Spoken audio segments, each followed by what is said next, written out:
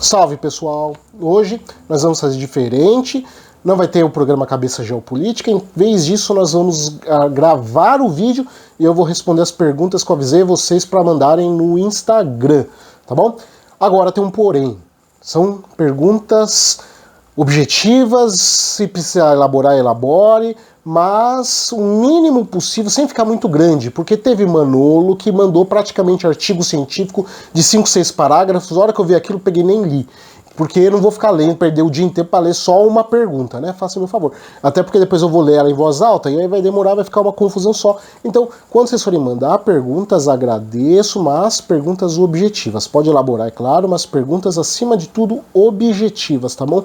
E eu vou responder absolutamente tudo que vocês mandarem, mas é claro que eu vou escolher, porque senão também tudo ficaria, né? Tive que selecionar algumas para poder dar tempo, tá bom? E é claro, os membros do canal têm preferência, afinal de contas são eles que estão bancando o canal e não é fácil não, então eles têm preferência nas suas perguntas, tá bom? E para responder hoje, que é o vídeo, esse vídeo é importante porque é o primeiro vídeo que eu estou fazendo gravado de respondendo as perguntas com vocês e é um vídeo que sai exatamente no dia de aniversário do canal, olha só, é um vídeo comemorativo de 1 ano. Não planejei isso, foi puramente coincidência, mas acabou sendo uma coincidência benéfica porque vai ser tão comemorativo. E já que é um vídeo comemorativo, já falei quantas vezes comemorativo? Várias vezes, né? Já falei tantas vezes a palavra comemorativo, não vou falar comemorativo de novo.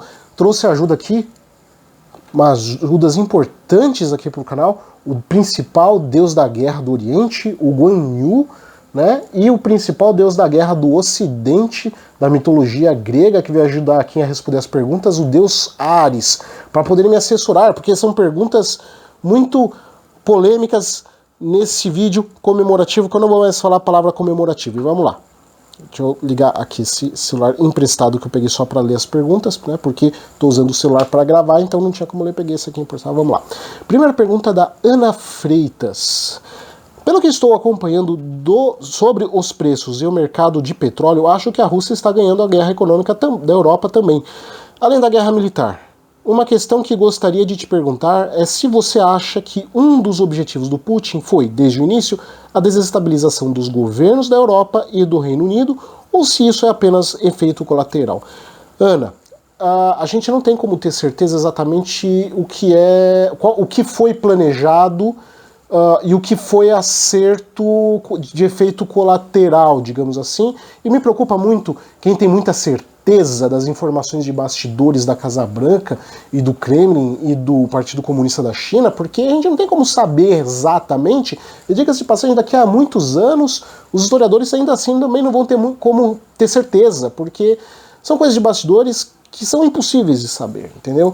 Então me preocupa muito com pessoas que têm muita certeza de coisas que não foram feitas para ter certeza. Linha acesa? Tá. Então, é muito difícil a gente saber com relação a isso. Porém, a gente sabe, o que a gente pode já, com uma boa estimativa, ter um certo embasamento, é que a Rússia estava se preparando desde 2014 para uma grande guerra econômica com o Ocidente. Pelo menos desde 2014, quando nós vimos eles liquidando seus ativos, a maior parte dos seus ativos no exterior, principalmente nos Estados Unidos, porque tudo indica que eles iam de fato jogar para a guerra econômica. E obviamente eles muito possivelmente utilizando o gás e o petróleo, e que se fala muito do gás e o petróleo, mas não é só isso, também ainda temos os minérios, e vocês viram já aqui no canal que também a questão alimentar é importante, isso como arma, isso ia ser militarizado e securitizado, digamos assim, para ser usado contra o Ocidente. Se eles sabiam quantos governos, quais governos iam derrubar, sim ou não, eu acho muito improvável. Mas que eles sabiam que eles iam causar o caos, pelo menos no bloco Estados Unidos, Canadá e Europa, com toda certeza eles sabiam. Talvez eles não sabiam mensurar exatamente o que iria causar, mas que haveria algum tipo de dano para poder, como posso dizer, para poder favorecer eventuais negociações no futuro em cima do cessar-fogo ou de um tratado de paz ou alguma coisa nesse sentido. Tá bom, Ana? Então, não podemos dizer com certeza exato o que, mas sabemos que de fato ele estava se preparando para uma grande guerra econômica com o Ocidente, tá bom? Simão Velasquez. Professor de Leon Peta, tá escrito errado o meu nome, de Leon Peta, tá com D junto com Leon e é separado, né? E é N de navio, não é com M de macaco no final. O Peta também tá errado, tá escrito com um T só, são 2 T's, Peta com 2 T's, sendo que o cara mandou no Instagram, não se deu nem o trabalho de copiar e colar, já que ele mandou no Instagram, tava vendo escrito meu nome, também não vou responder essa pergunta também, dane-se, entendeu? Porque o cara não se deu nem o trabalho de escrever o meu nome certo também. Vai te catar, o Simão. Iago Dumont. Excelentíssimo senhor de Leon Peta, gostei. Menino Iago, companheiro do Geopolítica Avançada. Qual caminho detalhado e ascendente o senhor indicaria para um interessado em geopolítica que pretende se tornar um grande compreendido, acho que compreendedor da área, para executar com excelência a chefia de Estado? Infelizmente, nós estamos numa situação que você não precisa manjar nem um pouco de geopolítica para ser chefe de Estado, diga-se de passagem. Tá? Que dirá, aliás, se você souber ler e escrever, já é um grande mérito se você for chefe de Estado, porque diante dos candidatos que nós temos aí, já saber ler e escrever já está de bom tamanho. Mas seria bom, obviamente, você saber geopolítica, né? E, bom, então eu vou responder a tua pergunta não exatamente para executar com excelência o papel de chefe de Estado, mas o que seguir para entender geopolítica. Primeiro, eu deixei, há meses atrás eu fiz um vídeo, uma live aula, onde eu dei o caminho das pedras dos livros e artigos científicos que você tem que começar a ler para poder se inserir na estrutura do pensamento, da metodologia do pensamento geopolítico, né? Vou deixar enquanto eu estou falando, eu estou colocando as imagens aqui para facilitar, tá bom? Para você entender, são essas publicações que estão aparecendo na tela agora, tá bom? Mas eu recomendo, além disso também, eu recomendo fortemente você dar alguma estudada, alguma leitura com relação a um básico, bem básico, nada muito aprofundado, se souber aprofundado melhor, mas pelo menos um básico com relação a dados estatísticos, porque uma boa geopolítica se faz também utilizando dados estatísticos. Você não precisa entender de ser um estatístico, mas você precisa ter em mente que você vai lidar com estatísticas, tá bom? Isso é muito importante. Então você vai usar relatórios que vão usar esses dados, outros conhecimentos matemáticos também são importantes. Recomendo também alguma coisa de conhecimento em fontes de inteligência, fontes de informação, dados abertos, obviamente, né? Se você for uma pessoa pública, né? Se você for um cidadão comum, um cidadão civil, se você for alguém das autoridades, você vai ter acesso a dados fechados, né? Então vai ser até melhor, mas recomendo, além dos artigos e livros que eu mostrei agora há pouco, também dar uma olhadinha, aprender a entender bem a parte de exatas, na parte de estatística, busca por fontes abertas. Recomendo fortemente também conhecer sobre relevo, topografia, um básico de geologia, de climatologia, porque tudo isso afeta a geopolítica também. Tá bom, menino Iago? Seguindo agora a pergunta, Bruno Robel, acho que é assim que fala, Robel. Bom dia, professor. Qual seria, na sua opinião, a estratégia geopolítica certa para o Brasil ter um crescente papel mundial? Seria produzir mais produtos de base, ter uma marinha maior com bases navais em países lusitanos? Gostaria de ver a sua opinião. Bruno, nem uma coisa nem outra. Primeira coisa que o Brasil precisa parar para pensar em um planejamento geopolítico, de fato, é não pensar no ano seguinte e nem mesmo nas próximas eleições de daqui a 4 anos, mas ter um pensamento de daqui a pelo menos de 2 décadas e meia para 3 décadas. Isso é fundamental. Eu já falei, futuro do Brasil, antes da gente começar a pensar em inserção, tá?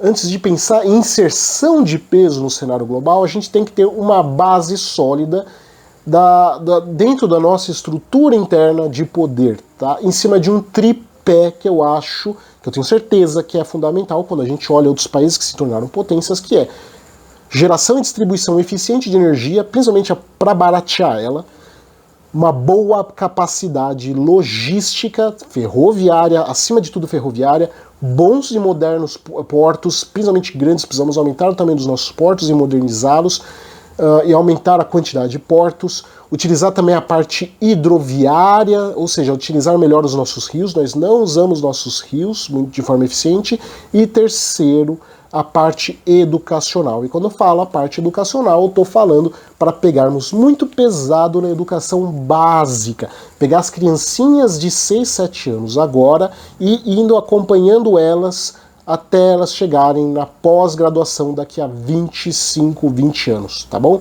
Então, começa daí. Esse tripé, educação, energia, logística. E daqui, depois, se a gente fazer tudo bem feito nesses 3 segmentos, daqui a 25, 30 anos, a gente pode começar a discutir de forma séria e responsável a inserção do Brasil no cenário internacional. Até lá, é papinho de gente que quer vender sorvete para vocês em um dia que está muito ensolarado, porque esse sorvete vai derreter logo, tá? Não se enganem, não tem efeito, não tem solução mágica, não tem solução rápida, não tem solução fácil para um país se tornar uma potência, se inserir de forma responsável no cenário internacional. Dá trabalho. Se fosse fácil, qualquer paizinho de quinta categoria seria potência, e não é assim. Dá trabalho, exige planejamento, leva pelo menos, no mínimo, mas bem no mínimo, 25 a 30 anos, tá bom? E principalmente nesse tripé que eu mencionei, tá bom? Seguindo aqui, o rapaz não quis se identificar, o menino é tímido, né? Vou chamar ele de Brizolo. Tá bom? Não é de Brizola, é Brizolo. Brizolo pergunta: boa tarde, professor. Pergunta para o vídeo: como o senhor analisa a mudança da matriz energética nos próximos anos e décadas? O petróleo deve permanecer por mais algum tempo como principal fonte? Sem dúvida nenhuma, tá? Muito cuidado com esses papos de energia verde, alternativa, tudo isso é muito lindo no papel, eu não tenho dúvida de que um dia, no futuro, não posso dizer talvez não muito distante, mas um dia isso vai se concretizar, mas eu acho muito difícil na primeira metade desse século. Gigantesco talvez a partir da segunda metade do século, tá? Mas antes disso, a energia do petróleo, do gás, vai ser a principal base de energia no planeta Terra, sem dúvidas nenhuma. Então, assim, muito cuidado para todo mundo que acredita em energia verde do mundo, mais eco-friendly. Isso não vai virar do dia para a noite. Diga passagem, mesmo esses dispositivos geradores de energia verde também tem algum impacto ambiental, tá? Não é tão simples assim. E, enfim, a energia do petróleo vai permanecer. Aliás, mesmo quando estivermos nesse nível de geração de energia sustentável, alternativa, etc., ainda assim o petróleo vai ter um papel muito grande, tá? Petróleo é energia, mas não é só isso. O petróleo também serve de base para uma série de outros produtos muito importantes para o dia a dia, tá bom? Mas o petróleo vai ficar. Agora, uma energia séria, de papo sério, que vai ser energia do futuro, cedo ou tarde, é a energia nuclear, tá bom? A energia nuclear vai ser energia do futuro. Talvez também não tão futuro também tão próximo, porque a questão nuclear envolve questões de segurança, de soberania de estados, de risco a outros países, né? Porque está muito próximo da questão da bomba atômica, então é um assunto muito complexo. Mas um dia, no futuro da humanidade, tomara que não demore, mas eu sou muito cético de que vai acontecer cedo, a energia nuclear venha a realmente se expandir num nível global, em larga escala, para gerar energia barata para todos os países também. Acredito muito mais na energia nuclear como uma energia séria, responsável e ambientalmente sustentável do que as energias solares e eólicas e qualquer outra coisa. Para mim é muito papo, nada a ver, muito exagero. Estão vendendo fogo como se fosse. Estão vendendo fumaça como se fosse fogo, tá bom? Então, respondendo de forma direta, sim, a energia do petróleo vai permanecer a base pelas próximas décadas, não caia no conto do vigário, tá bom? E depois disso vamos começar, muito provavelmente, a falar de energias nucleares, tá bom? Então é isso, Brizolo, não sei porque eu não quis identificar a sua pergunta muito inteligente, tá bom? Caio Francisco, você é monarquista? Sim, não, por quê? Não sou monarquista. Porém, Eu admito, no sentido de pensamento de estrutura geopolítica, que o período monárquico, principalmente o período regencial e o do Dom Pedro II, foi o melhor período em termos de construção de Estado Nacional, elaboração de estratégias em longo prazo, etc, etc. Isso é inegável, foi o melhor período. Agora, reconhecer que esse período foi o melhor período do Brasil não significa que eu sou a favor da volta da monarquia. Por questão de contexto, não existe espaço para a volta da monarquia. Não é porque uma coisa foi boa lá atrás e funcionava que haveria contexto realístico para voltar. Não adianta fazer plebiscito para voltar, porque mesmo que no plebiscito a família real, por milagre, voltasse, e não acredito que passaria, mas mesmo que viesse a passar, você não vai conseguir atribuir a ela, de forma tão curta e de forma tão artificial, autoridade e poder político, porque isso é uma coisa construída gradualmente, lentamente, ao longo de muito tempo, com muita articulação, tá bom? Então não adianta, não vai voltar a monarquia, não sou monarquista, mas respeito. Então temos que ter isso em mente. Uma coisa é reconhecer que aquele período foi muito bom, foi um período eficiente, mas não existe aderência realista para a volta da monarquia. Uma coisa é uma coisa, outra coisa é outra coisa, tá bom? As perguntas foram essas, mas houveram algumas perguntas. O pessoal me perguntou muito: professor De Leon, quando vai ter o vídeo a segunda parte do Império Português, né? Só Deus sabe. Não tem previsão de voltar o vídeo da segunda parte do Império Português. Não tem previsão. Outros perguntaram: e Império Romano? Império Romano vai ter sim, tá? Não posso dizer exatamente quando, mas em breve, não vai demorar muito não, vai sair a segunda parte do Império Romano. Podem ficar tranquilos que a gente vai terminar com a série falando da geopolítica do Império Romano. Não vai demorar muito não, eu acredito que nas próximas semanas eu já devo ter alguma coisa, tá? Mas Império Português, lamento informar, não tem previsão, se é que algum dia vai sair, tá bom?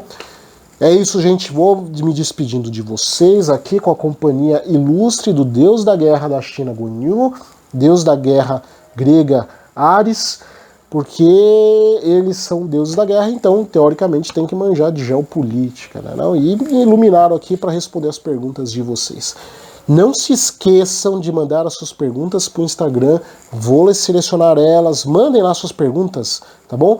E aí, se tiver mais perguntas, eu vou responder mais tempo também, vai ser um vídeo mais longo, então podem mandar, não tenham vergonha, podem ficar bem assanhados, quer dizer, depende, né, do que você vai interpretar com isso, que você não vai ficar constrangedor, mas mandem as suas perguntas lá no meu Instagram, Deleon, com N de navio, tudo junto, Peta, com 2 T's, Deleon Peta, tudo junto, no meu Instagram, que eu vou deixar destacado aqui nos comentários para vocês mandarem as suas perguntas, e aguardo a pergunta de vocês.